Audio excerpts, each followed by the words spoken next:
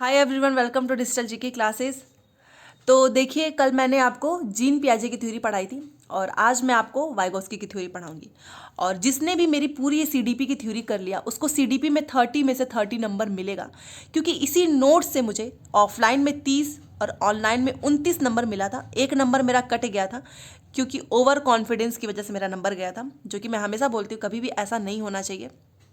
आते हुए क्वेश्चंस मैंने गलत किया था और वो भी इतना आसान क्वेश्चन था कि अगर मैं आपको बता दूं तो आप भी सोचोगे कि हाँ, ऐसी भी गलतियां लोग करते हैं। तो मैं आपको बता ही रही हूँ, अपना स्कोर कार्ड मैंने आपको दिखाया है। जिसे ना भरोसा हो वो जाकर, मेरा स्कोर कार्ड पॉपुलर वीडियो में है, आप जाकर देखिए। और यकीन मानिए, जिसने भी पूरी क्लास देखी होगी मेरी सीडीपी की, जीन पियाजे, वाइगोस्की एंड कोहलबर्ग का भी परसों करा दूंगी, आप 100% नंबर करके आओगे। क्योंकि ये जो नोट्स है ना मेरे, आप देखो, ये जब मैं प्रिपरेशन कर रही थी तब की है और अभी मेरी तबीयत सही नहीं है, मुझे कई दिनों से कोल्ड फीवर हुआ है। बट आपके एग्ज़ाम की वजह से मैं अपना जो है छुट्टी नहीं ले सकती हूँ। तो अभी आप इसे मैनेज कर लीजिए और ये हैंड रिटन नोट्स मैं आपको टेलीग्राम पे भेज दूंगी। तो पढ़ाई करते टाइम ना ध्यान से देखो, लिखने मत बैठ जाना, पूरा आपको एज इट इज़ वहाँ भेज दूंगी। और अगर आप इसको भी पढ़ने में आपको दिक्कत महसूस हो रही हो तो मैं, जैसे ही तबीयत थोड़ी सही होती है, मैं आपको दोबारा से भेज दूंगी।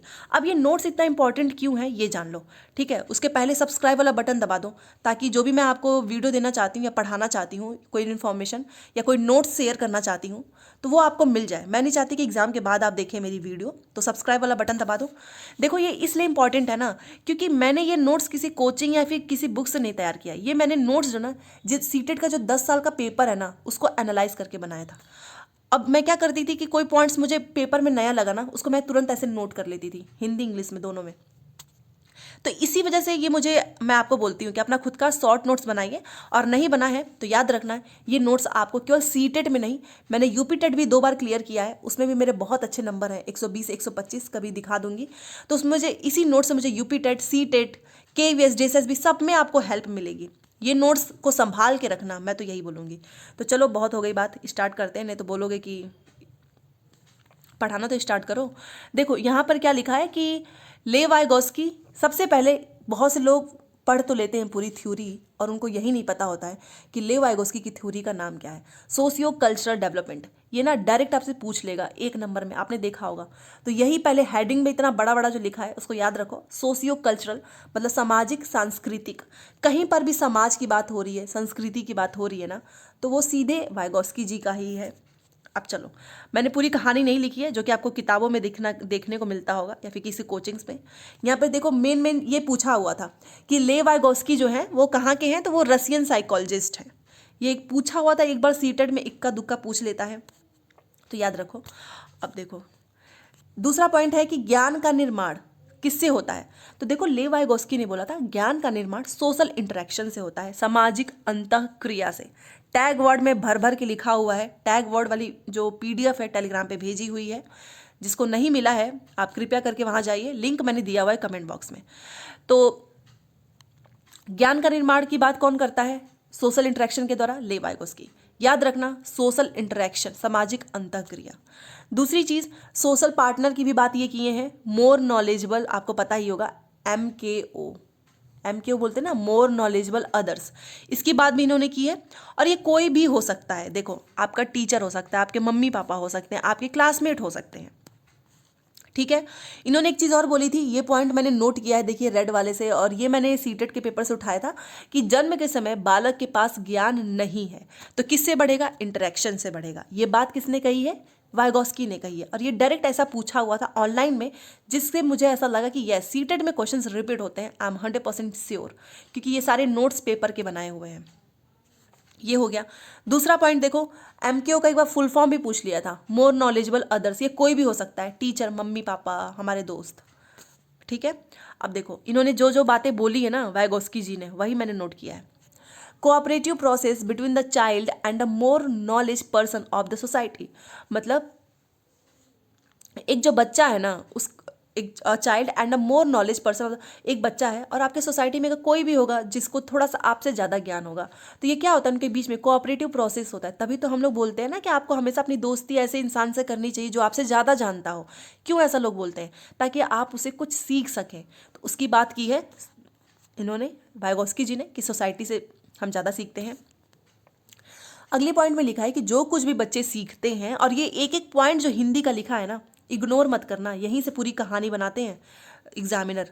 जो कुछ भी बच्चे सीखते हैं वह सहकारी प्रक्रिया का उत्पाद है और एक व्यक्ति के विकास में समाज का योगदान महत्वपूर्ण माना जाता है। ये पूछा हुआ है कि एक व्यक्ति के विकास में समाज का योगदान महत्वपूर्ण कब माना जाता है, कैसे माना जाता है, तो वो सहकारी प्रक्रिया, सहकारी का मतलब कोऑपरेटिव, जिसमें आप जो है अपने विचारों का आदान प्रदान करते हैं, ज्ञान का।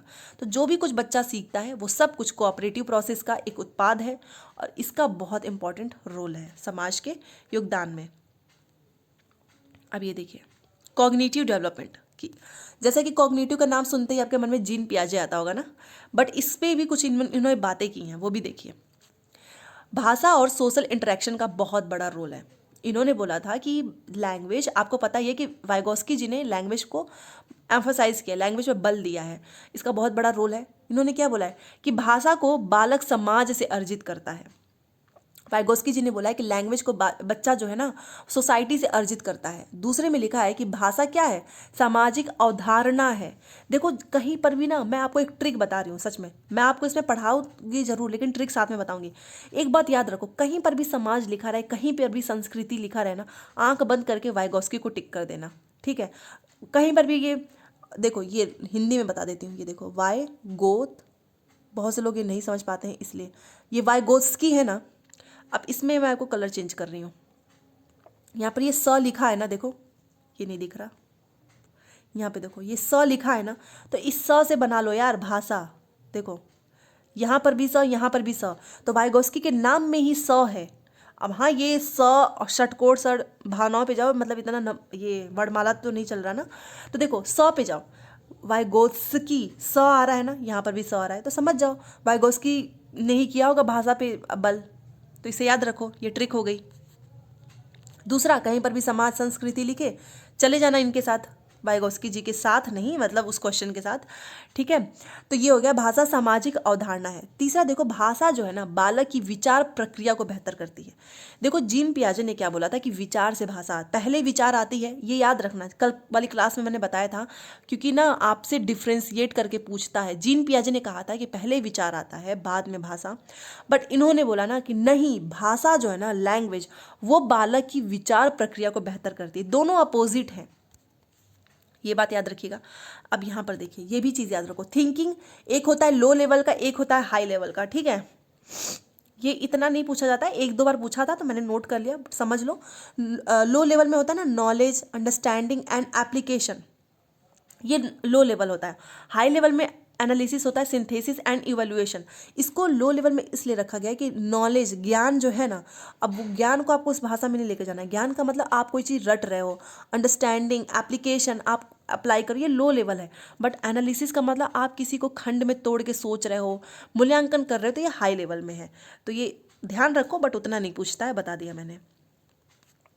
अब ये सिंपल सा ना आपको पेडागोजी में ऐसे बनाएगा। देखो पेडागोजी में ऐसे पूछेगा कि क्लासरूम जो टीचिंग होती है वो हाई लेवल की थिंकिंग को डेवलप करने के लिए होना चाहिए। अब ये क्वेश्चन में पूछ देगा ना ऐसे कि एनालिसिस, सिंथेसिस, इवैल्यूएशन, ये इसीलिए इंपॉर्टेंट हो जाता है कि आप अगर क्लास में टीचर हो, पढ़ा रहे हो, तो आप लो लेवल को के साइड से पढ़ाओगे कि हाई लेवल से, तो आपको क्या करना होगा, हाई लेवल।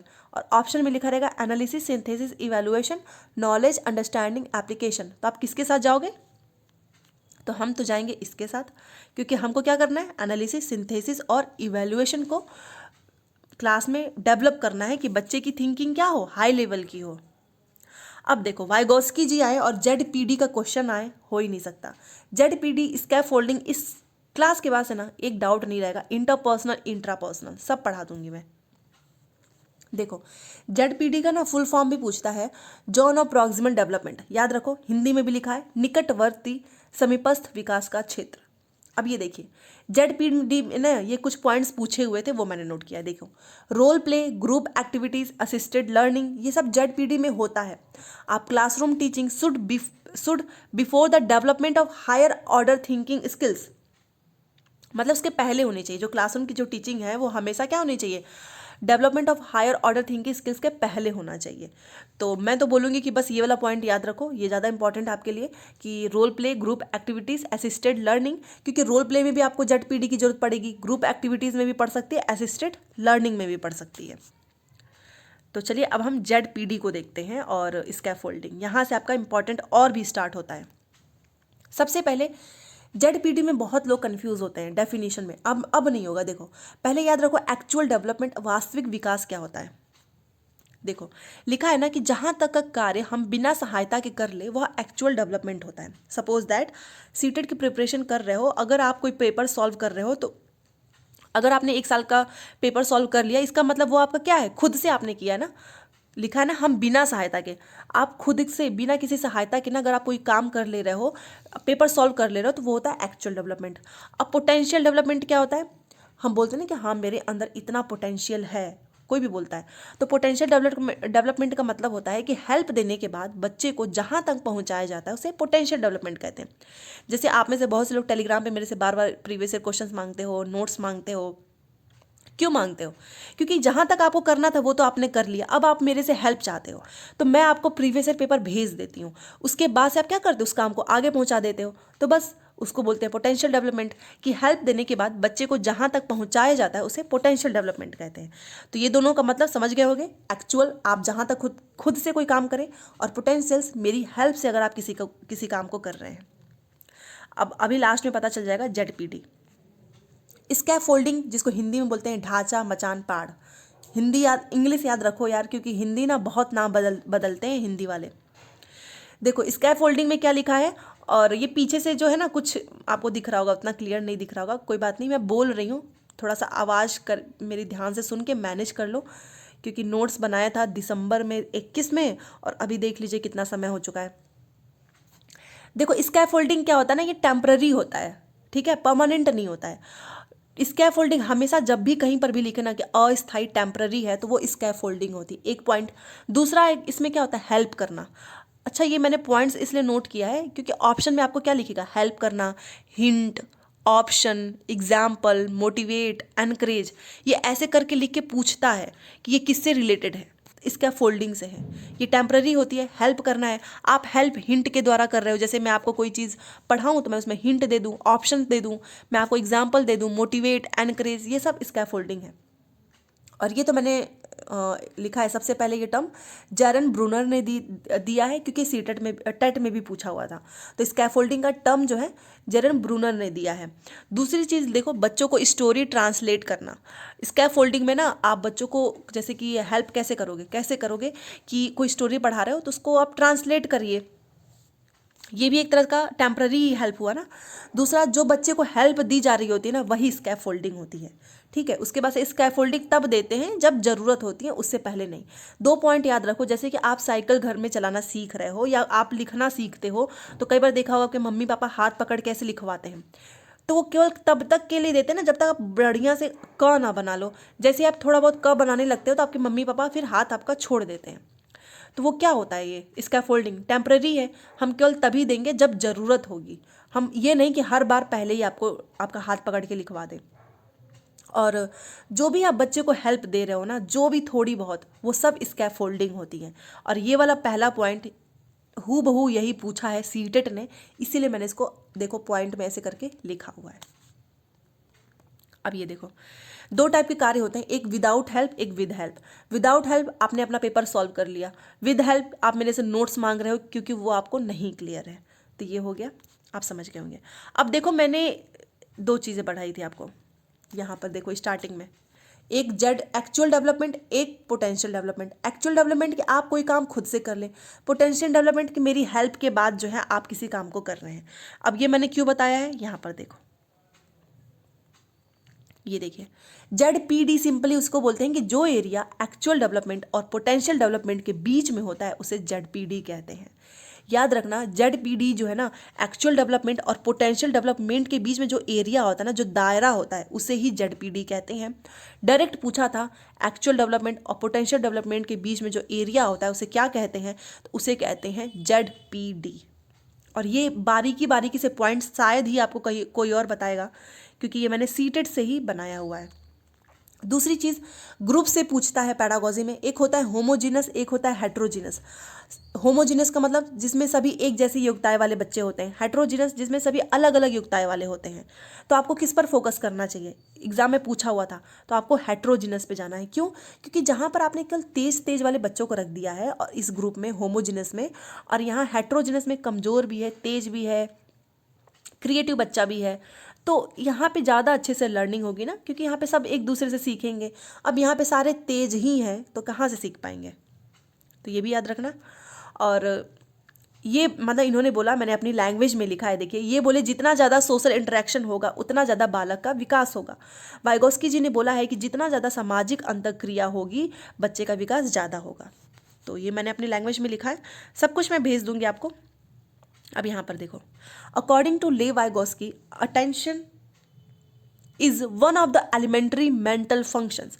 ले वाइगोस्की के अनुसार जो अटेंशन है ना, जो ध्यान है, वो हमारा क्या है, एक एलिमेंट्री मेंटल फंक्शंस है, और इसको एज इट इज आपको ऐसे ही ध्यान रखना है, ठीक है। The term private speech was first use by Vygotsky. ये डायरेक्टली ऐसा पूछा था कि जो प्राइवेट स्पीच है ना, उसको सबसे पहले यूज किसने किया, क्योंकि उनके बाद बहुत से लोगों ने यूज किया है, तो वो है वाइगोस्की। और अभी मैं बताऊंगी प्राइवेट स्पीच क्या होता है, क्योंकि इससे भी डायरेक्ट क्वेश्चंस बने हुए हैं। तो ये हो गया। नीचे देखो, on cognitive development of children, Jerome Bruner propose 3 modes of representation. तो ये तो मैंने ऐसे नोट कर लिया, इसको मत ध्यान रखना, ये इंपॉर्टेंट नहीं है। यहाँ से देखो, according to Vygotsky in cognitive development, language used as a tool in learning. याद रखो, कहीं पर भी भाषा पूछ लिया ना, भाषा का टूल्स की तरह पे यूज किसने किया है, तो वो किया है ले वाइगोस्की जी ने, ठीक है, ये पॉइंट याद रखिए। दूसरा, child learns the language in the society by observing and listening to the people. इन्होंने बोला था कि एक बच्चा जो है ना, भाषा कैसे सीखता है, अपनी सोसाइटी से ऑब्जर्व करके, लोगों को सुन करके। आप देखो, आप घर में आपके कोई छोटा सा बच्चा होगा, वो आपकी बातों को ना रिपीट करेगा। क्यों? क्योंकि वो सोसाइटी से जो चीज़ देखता है, जो सुनता है, वही वो बोलता है, जो ऑब्जर्व करता है। तो इसको बोला था वाइगोस्की जी ने कि बच्चे जो है सोसाइटी से लैंग्वेज को ऑब्जर्व करके, सुन करके लोगों से सीखते हैं। एंड अगला देखियो कि language is a social concept. Language यहाँ पर देखिए क्या है, एक सोशल कॉन्सेप्ट है। Language helps as a tool in the cognitive development. इन्होंने ये भी बोला कि कॉग्निटिव डेवलपमेंट में भी लैंग्वेज जो है ना, वो एज अ टूल जो है मदद करता है। बट पियाजे जी ने तो सीधे इनकार कर दिया था कि नहीं, भाषा का कोई यूज नहीं है, लैंग्वेज इज यूजलेस, उन्होंने बोला है। ईगोसेंट्रिज्म का जो है उसको भी यूजलेस बोला है। भाषा को उतना यूजलेस तो नहीं बोला, भाषा की बात की है बट उतना नहीं एम्फसाइज किया है। अहम केंद्रिता को पियाजे जी ने यूजलेस बोला है, और भाषा को बोला ये है कि पहले थॉट्स आएगा फिर भाषा आएगा, ठीक है, ये पियाजे जी ने बोला है। और भाषा पे बल किसने दिया है, तो वाइगोस्की जी ने दिया है। अब ये देखिए, according to Vygotsky, language and thoughts both are independent. इन्होंने बोला था टिल 2 years, ठीक है, कि एक बच्चा है ना 2 साल का, तो 2 साल के बच्चे में ना जो लैंग्वेज होता है और थॉट्स होता है ना, वो बोथ आर इंडिपेंडेंट, स्वतंत्र होते हैं, ठीक है ना, भाषा और विचार दोनों ही 2 साल तक। बट 2 साल के बाद से क्या हो जाएंगे, ये सब मर्ज हो जाएंगे, मतलब मिल जाएंगे। तो ये भी पॉइंट ध्यान रखिएगा। अब यहाँ पर देखो, ये इसमें लोगों को बहुत कन्फ्यूज़न होता है।